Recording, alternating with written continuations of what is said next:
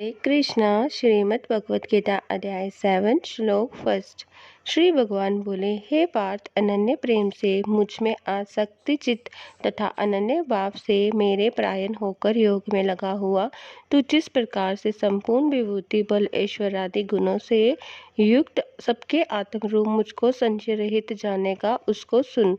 श्लोक 2। मैं तेरे लिए इस विज्ञान सहित तत्व ज्ञान को संपूर्ण तथा कहूँगा, जिसको जानकर संसार में फिर और कुछ भी जानने योग्य शेष नहीं रह जाता। श्लोक 3। हजारों मनुष्यों में कोई एक मेरी प्राप्ति के लिए यत्न करता है और फिर उन यत्न करने वाले योगियों में भी कोई एक मेरे परायण होके मुझको तत्व से अर्थात यथार्थ रूप से जानता है। श्लोक 4-5।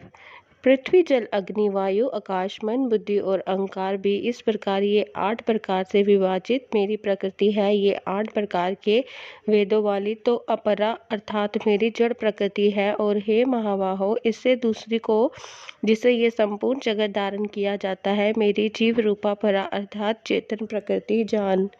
श्लोक 6। हे अर्जुन, तू ऐसा समझ कि संपूर्ण भूत इस दोनों प्रकृतियों से ही उत्पन्न होने वाला है, और मैं संपूर्ण जगत का प्रभाव तथा प्रलय हूँ, अर्थात संपूर्ण जगत का मूल कारण हूँ। श्लोक 7।